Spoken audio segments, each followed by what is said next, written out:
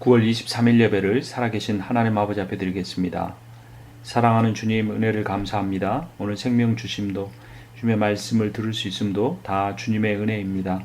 주님의 말씀을 사모하고 예배하는 이들에게 하나님의 큰 은혜를 내려주시고 하나님 아버지 깨달은 대로 그 말씀대로 살아갈 수 있는 복도 허락하여 주시옵소서. 예수 그리스도의 이름으로 기도합니다. 아멘. 오늘 창세기 49장 13절부터 28절 성경 본문을 통해 먹고 마시고 사랑하라 라는 제목으로 하나님의 말씀을 증거하겠습니다. 인생이란 무엇일까요? 이 질문은 굉장히 철학적으로 답할 수도 있지만 쉽게 생각하면 인생은 태어나서 먹고 마시고 그러다 또 이 세상을 떠나는 것이 아닌가 그런 생각을 해봅니다. 여기에 또 한 가지 의미가 있다면 혼자 먹고 마시는 것이 아니라 하나님께서 주신 가족이 있으므로 그 가족과 먹고 마시는, 그래서 그 먹고 마심을 통해 기쁨을 서로에게 나누고 사랑하며 사는 것, 그것이 인생이 아닌가 그런 생각을 해봅니다. 야곱이 12명의 아들에게 축복하는 기도의 내용이 오늘 성경 본문입니다. 그런데 그 아들들에 대한 축복의 내용만 있는 것이 아니라 때로는 저주처럼 보이는 그런 내용들도 있습니다. 이 내용은 이런 내용을 담고 있는 이유는 야곱이 인간적인 생각으로 자녀들을 위해서 기도한 것이 아니라 하나님께서 그 자녀들을 향해서 가지고 계신 계획을 따라 야곱이 기도했기 때문입니다. 그래서 야곱은 정직하게 그런 하나님의 음성을 듣고 자녀들을 위해서 기도했고 대부분의 야곱의 기도가 그 자녀들의 인생에 실현되는 것을 볼 수 있습니다. 사실 야곱 자신의 인생을 보면 참 파란만장했습니다. 태어났을 때부터 쌍둥이였는데 먼저 나가는 형의 발뒤꿈치를 붙잡고 따라 나온 인생, 남에게 지지 않으려고 하고 남보다 더 많이 가지려고 했던 것이 야곱의 인생이었습니다. 그러나 그의 인생의 마지막은 결국 가나안 땅을 떠나 이집트로 이민 와서 한 10몇 년 더 살다가 죽는 것이었습니다. 그래서 어찌 보면 야곱이 자녀들에게 주는 가장 귀한 교훈은 사람은 죽는다라는 교훈이 아닌가 생각해 봅니다. 저도 많은 사람의 장례를 겪었고 장례 예배를 주관하기도 했지만 저희 아버지께서 돌아가실 때만큼 죽음에 대해 깊이 생각해 본 적은 없습니다. 제가 아버지 아들이고 저희 아버지가 돌아가셨다는 굉장히 큰 의미죠. 결국 아버지가 죽는 것처럼 나도 언젠가는 죽겠구나 라는 그런 생각을 하게 되었습니다. 그래서 저의 소망 중에 하나가 제가 아버지처럼 이 땅의 상을 마감하고 하나님 나라에서 아버지를 만나 아버지께서 못다 하신 그 삶을 제가 더 살다 왔습니다. 또 남은 삶은 제 자녀들에게 남겨주고 왔습니다. 이런 말을 하게 되지 않을까 생각해 봅니다. 부모가 자녀에게 남길 수 있는 가장 교훈, 사람은 죽는다라는 것이고 신앙인이 줄 수 있는 교훈은 하나님 안에서 믿는 살아가는 사람은 그 죽음이 끝이 아니고 그 죽음 이후에 영원한 삶이 있다는 것입니다. 그러나 이 땅에서 삶은 제한되어 있기 때문에 그 제한된 삶을 하나님의 말씀대로 성령의 인도하심 따라 살아가야 한다는 교훈을 주어야 하겠죠. 인생은 덧없습니다. 전도서 5장이 야곱의 인생에 대해서 가장 잘 말해 주는 것 같습니다. 전도서 5장 3절부터 보면 내가 해 아래서 큰 배단되는 일이 있는 것을 보았나니 곧 소유주가 재물을 자기에게 해가 되도록 소유하는 것이라. 그 재물이 재난을 당할 때 없어지나니 비록 아들은 낳았으나 그 손에 아무것도 없느니라. 야곱은 물질을 쫓는 사람이었습니다. 형이 가지고 있는 장자권을 팥죽 한 그릇으로 아주 폭리를 취하고 팔았지요. 샀지요. 그리고 장자가 받을 수 있는 아버지의 축복, 기도마저도 그것을 빼앗았습니다. 바단 아람 산촌집에 가서도 많은 재물을 모아서 왔습니다. 그러나 그 인생이 결국 12아들들의 갈등과 분란으로 이어졌고 사랑 아들 요셉을 잃은 줄 알았다가 다시 찾았지만 그 땅에 기근이 너무 심해 그가 가지고 있는 재물들은 하나도 자신의 생명을 살릴 수 없다는 것을 깨달아야만 했습니다. 하나님께서 택하시고 비전과 꿈을 주신 요셉을 통해 그는 다시 곡식을 얻었고 또 자신의 생명을 살리기 위해서 이집트로 이주해야만 했습니다.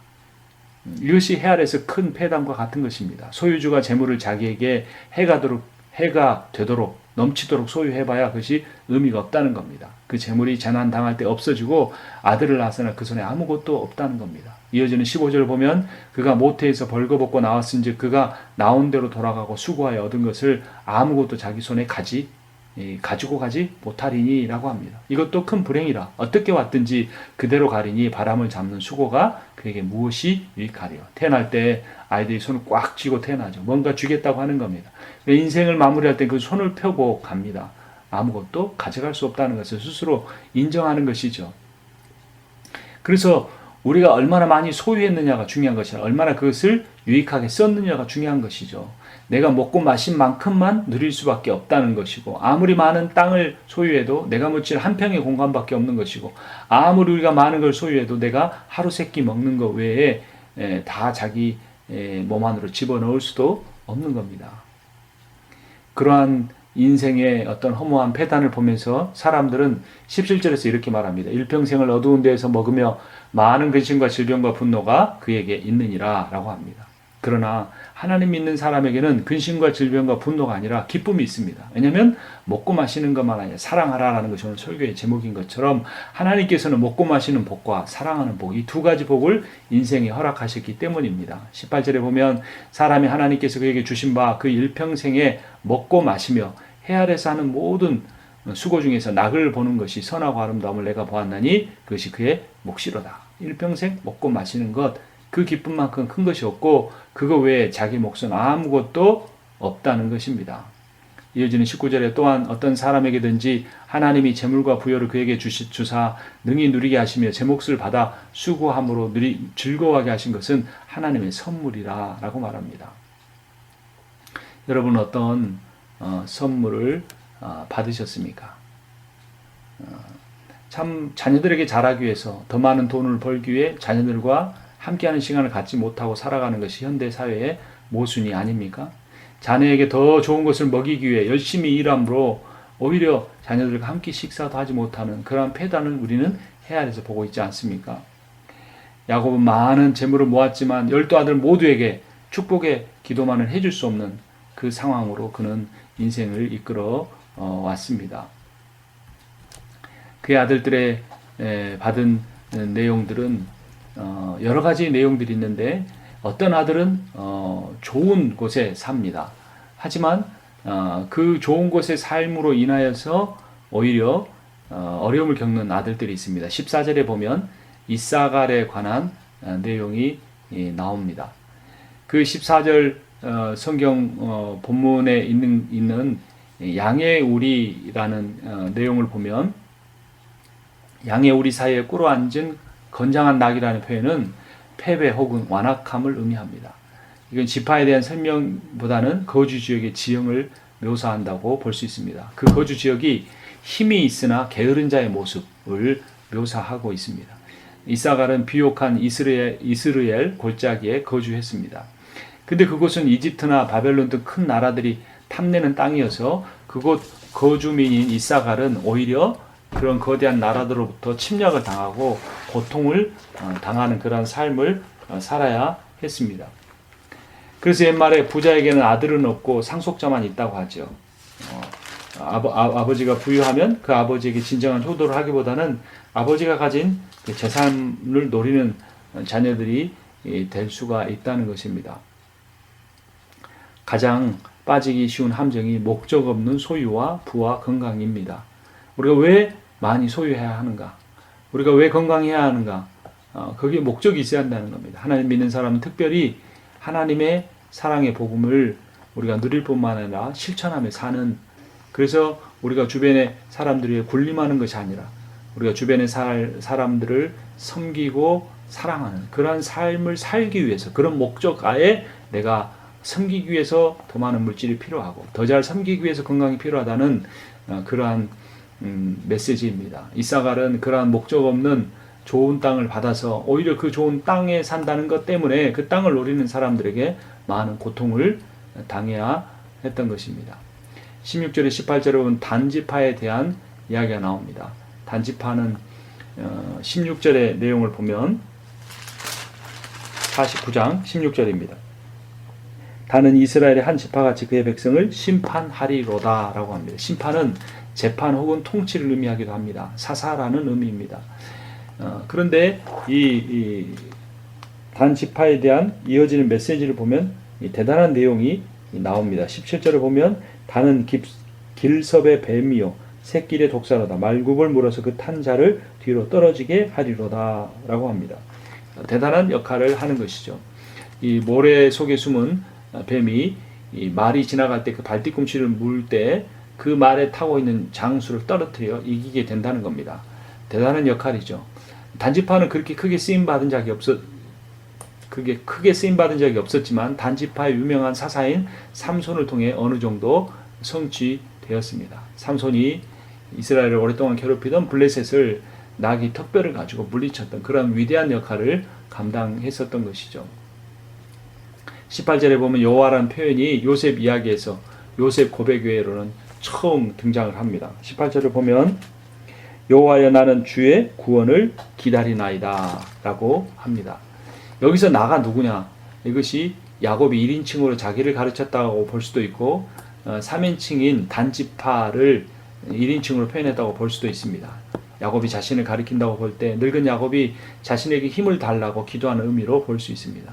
단지파로 볼 때는 가나안 땅에 들어가 가나안 땅을 정복하고 받았던 땅을 얻지 못해서 저 이스라엘 영토의 최북단에 가서 살아야 했던 단지파를 도와달라는 기도의 의미로 볼 수도 있습니다. 어찌됐건 28절의 내용은 연약한 지파들을 위한 하나님의 도우심을 구하는 자기 자신을 포함해서 그렇게 하는 기도, 야곱의 기도로 볼 수 있습니다.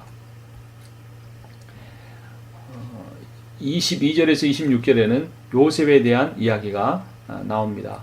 23절, 24절을 보면 활 쏘는 자가 그를 학대하며 적개심을 가지고 그를 쏘았으나 요셉의 활은 도리어 굳세며 그의 팔은 힘이 있으니 이는 야곱의 전능자 이스라엘의 반석인 목자의 손을 힘입음이라 라고 말합니다.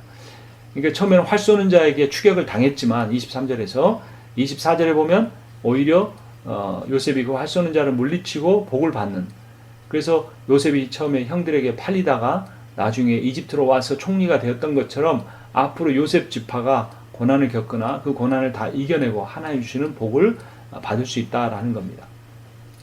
여러분, 하나님의 복은 우리가 믿음으로 바라고 기도할 때 모든 대적자를 물리치고 들어올 수 있습니다.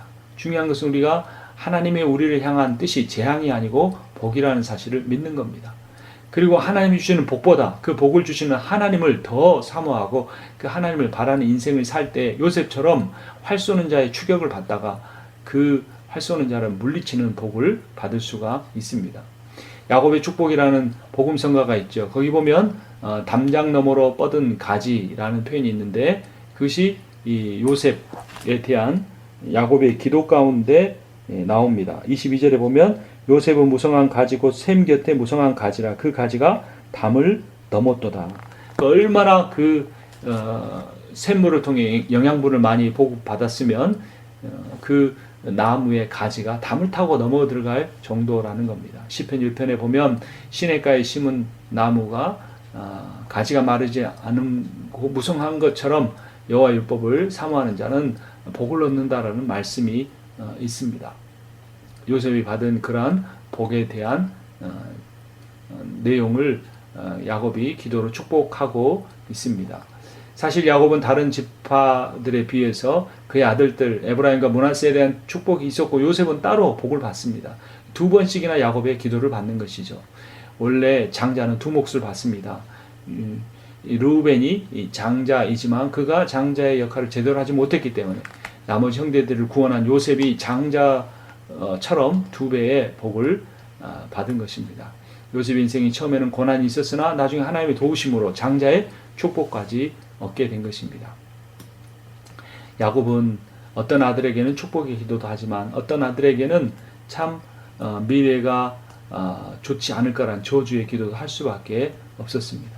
저주의 기도를 하는 것이 앞에서 말씀드린 것처럼 자신의 뜻을 따라 기도한 것이 아니고 하나님의 뜻을 따라 기도했기 때문에 어쩔 수 없는 면도 있지만 그런 상황을 만든 것은 부모인 야곱이 자녀들을 편애했고 부모인 야곱이 지나치게 물질 중심적으로 살았던 그 인생으로 인한 좋지 않은 결말일 수도 있습니다. 부모의 역할이 중요합니다.